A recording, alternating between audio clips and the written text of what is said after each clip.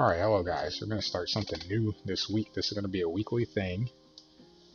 Every Thursday, I'm going to try to keep these somewhat around 15 minutes. So what we're going to do, we're going to start a new dynasty, and you're going to kind of see how it goes. So I'm going to start with my boys, the Nebraska Cornhuskers. I don't know if we really talk about this much on stream, but I'm a big fan of these guys. They are my favorite college team all around sports, not just football. Well, that's what we're going to start with. So, I've messed around a lot with this game offline. Obviously, we've talked about some. It should be really fun. We're going to go to career mode. So, it says here, obviously, become the head coach, play against AI. The multiplayer aspect could be fun. If enough people are interested, could get into that. But for now, we'll just stick with this. First name is Sammy33. Current starting year. So there's a 2D display. Can you be fired? Increased AI difficulty. I haven't really figured out exactly what that does yet, so we'll leave that alone. The playoff format, you can do an 8-team, 2 or none. None would be the polls as it was before the BCS came along. Can you be fired? Yes. Make for fun. We'll leave the password alone, and we'll get started. Or maybe not. Name it something new. I'll just give it the full Twitch name. Not a big deal. Okay, fine. We'll just name it Twitch. Sooner or later, we'll get it right. Okay. Alright, so we've got the teams here. So we've got added a file here that has all of the actual universities. It doesn't have the players. We're going to randomly generate the players. But as you can see here, we've got all the teams. It has their overall rating. So I'm a big Nebraska guy. That's my favorite school. So we're going to go there. See, they're at 74. We're going to head over to the Big Ten. So we're going to select. And there we go. So you guys already know what my name is anyway. We'll do that. Background, there's a point cap. So you can limit how many points you add to these things here. I want to try to get somewhat realistic with this if I were to be a coach. So we'll drop the age to 40. Experience. As a college coach, none. Let's see. We'll go as a position coach. My philosophy, I'm a West Coast guy. So we'll go with that. Defensive philosophy, I am a zone guy in a 4-3, but I'm flexible with the front, so I'll go with the hybrid. This doesn't really matter, but we'll just do it. I don't know what to go with. They're all different. Let's find something that works here.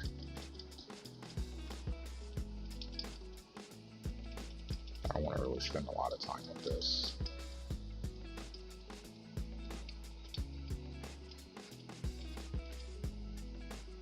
Okay, we'll go with that. Oh, wow.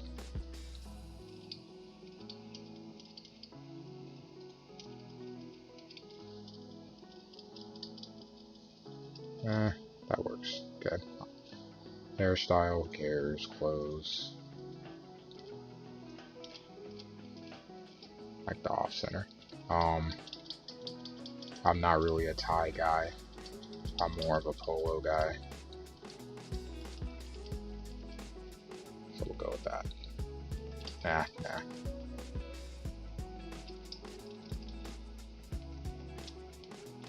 Trying to find something as a Nebraska guy that kind of fits with the red.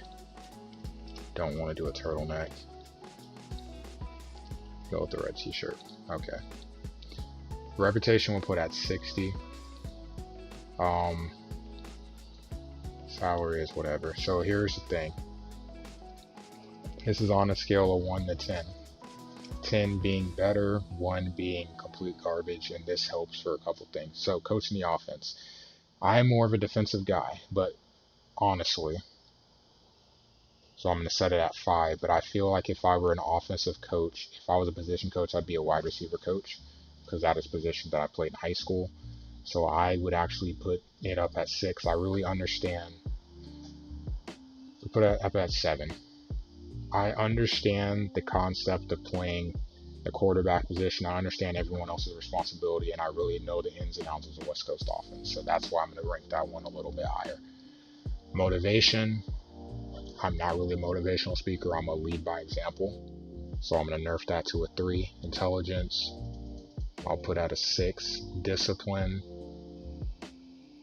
I'll say middle of the pack. Preparation, definitely, that's my biggest attribute in terms of sports. I'm really, really prepared. So in terms with that detail, flexible, I'll give a 7. Loyalty is a 10 because I'm overly loyal. I want to win, but I want to win with the guys I win with, bring everybody up around me instead of just, hey, easy answers, get rid of you and bring in someone else. That's good. Development, I would say probably a 5. Leadership, I'd drop it down to a 7, and charisma, definitely gonna drop that down. Not charismatic guy, I'm really like straight ahead. Like, I'm more of a teacher than a motivator, and I feel like charisma and motivation can go hand in hand. Alright, so training youngsters, I'm gonna say a 2. Same with physical. Quarterback, even though I'm a receiver guy, I'm gonna say a 5 because again, I understand their position.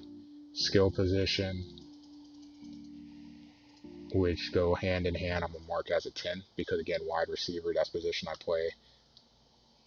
Offensive line 3, defensive line 3, defensive backs again as a 4-3 guy and a Tampa 2 type guy.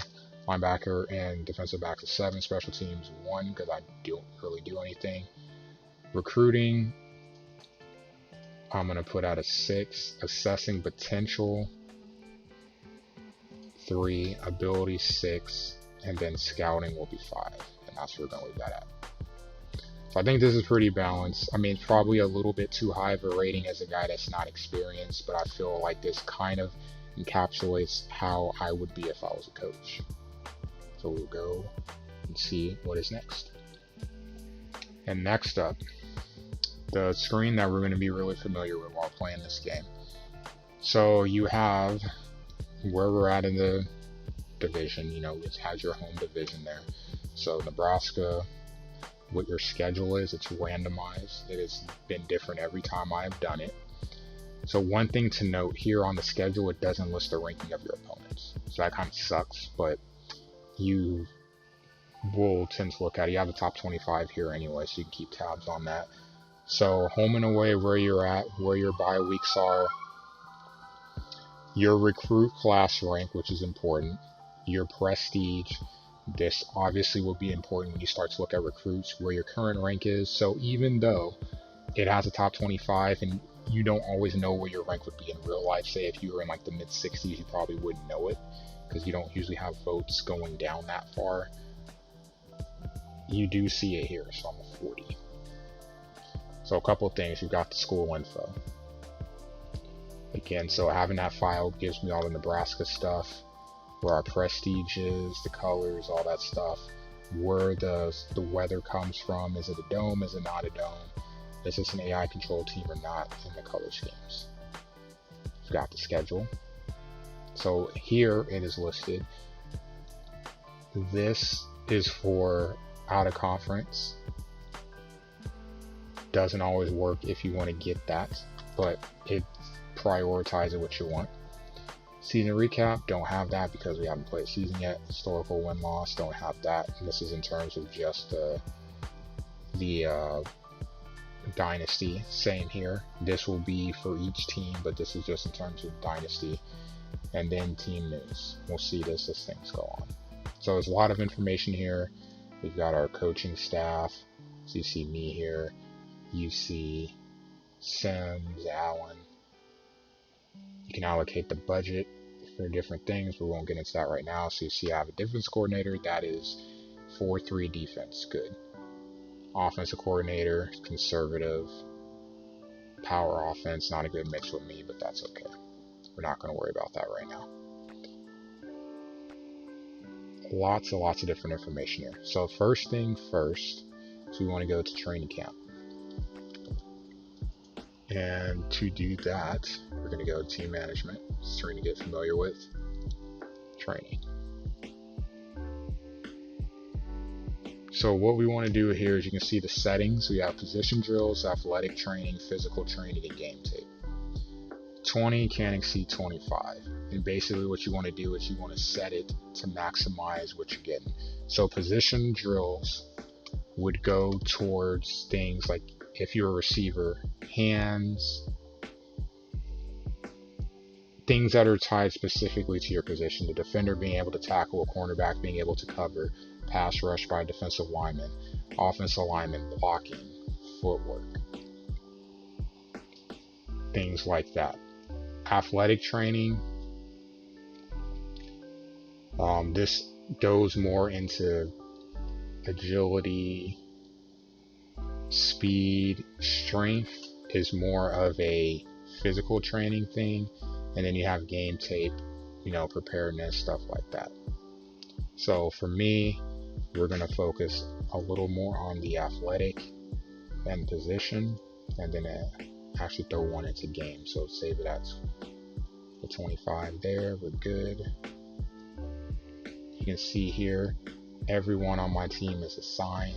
You can assign different players different things, make your life a lot easier. But I am a very simple guy, and we're just going to make everybody's the same across the board. As we get further on into teams, you can take a look at stuff and do it. You can actually set a schedule here and create one for, like, if I want to create one for running backs and assigned. This is just a general one here, but I could assign receivers that have a specific training regimen, quarterbacks, freshmen if I want to go that route. Like, you can really expand and focus on certain things. If you want to do things for certain redshirt guys to get them prepped for their first season, you can do that. It's just, there are a lot of different things that you can do, but that's what we're going to do. So go to training camps, we're good. That is set. Advance the league. So if we look at it here, you can see what's gained and what's lost. So no one lost anything. It's a good thing. In terms of player development, we've got some big games. We've got Berlin here. Probably should have looked at it beforehand, but a defensive end, he's a freshman, a 3-star guy. Not the greatest rating, an 80 overall, not terrible, but huge already, a plus 18. So you kind of hope that that would continue to go up. And then you're going to X out here. Lots of good. So you get to see the results there. Not bad at all. No one lost, which was something I had an issue with offline and some other ones. So that is definitely good to see. So the next thing you want to do is set the red shirts. So if we're going to go to depth chart. Pretty important. So first thing we're going to do is we're going to go to the depth chart. We need to set the depth chart. We need to close it out. Couple things you can do. You have offense, defense, and special teams. I can set it. You can ask the other coaches to set it. You can set 4 different formations. Playbooks are small, but you can set for different formations. And that's on the offensive and defensive side of the ball. So I'm going to go in general. But you can set defensively for both. Like for if I'm in a 3-4, 4-3 with various, kind of move them around. I'm going to keep it simple for the first time. I'm going to ask the offensive coordinator to set the offense.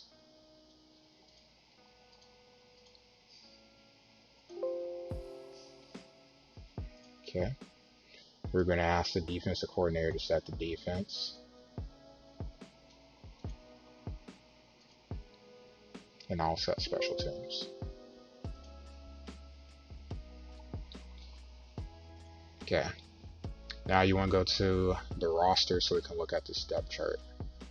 Or I'm sorry, look at the roster so we can talk about what we're going to do with red shirts. So we got one guy hurt already, you can see. Fatigue. Something to be aware of as we go along during the season. They have the red-shirted guys already listed there. We can go by position and see if there's someone that you want. Shows the average rating of players at positions. You can see what your weaknesses are. See stuff like this here. So, red shirt. Obviously, there's no need to red shirt anyone here. We're good. Running back.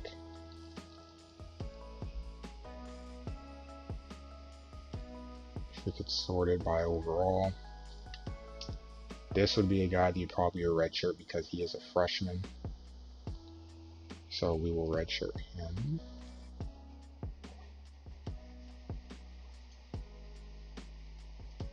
And the reason I say that you redshirt him, for those that are a little, we have two, like he's not going to start. He's not getting any playing time. So I can't guarantee that I'm going to get a freshman or recruit someone that's going to be as good as him.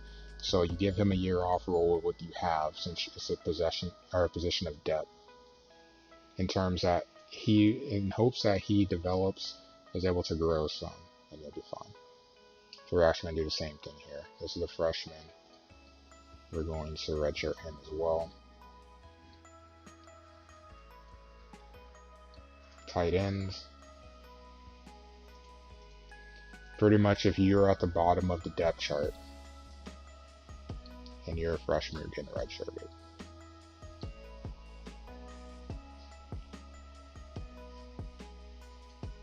Redshirt him. Wide receiver. Gotta remember guys that I have that are on doing other things. I really don't want to redshirt sophomore, but I'll do it. We have enough depth anyway. I always try to get one in there. Tight end, we already did that. Guard. This is a good one here because we have two guys that are for sure going to start. He's my third best and he's already young, so I can redshirt him right now. Huge benefit. Tackles. I could redshirt Chris down here. I am. That depends on these two, which one is the worst. He's actually worse because he has better strength, higher intelligence. So with him being the better of the two, I'm going to go ahead and do this guy. Alright, tackles. Centers. He's already redshirted, so I can't do that.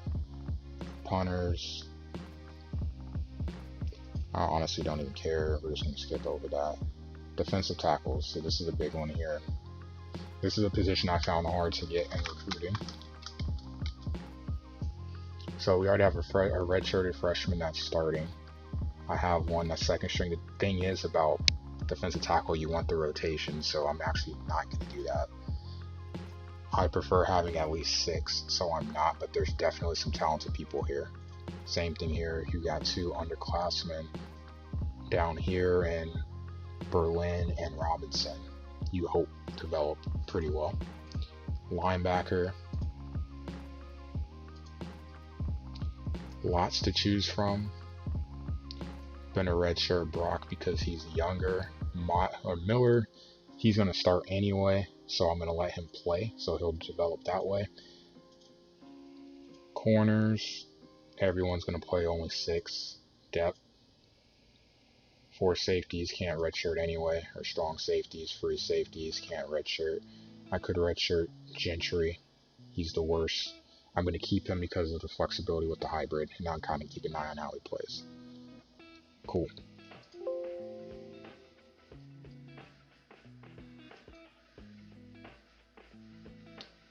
Now we're in the regular season, where the real fun can begin. So a couple things.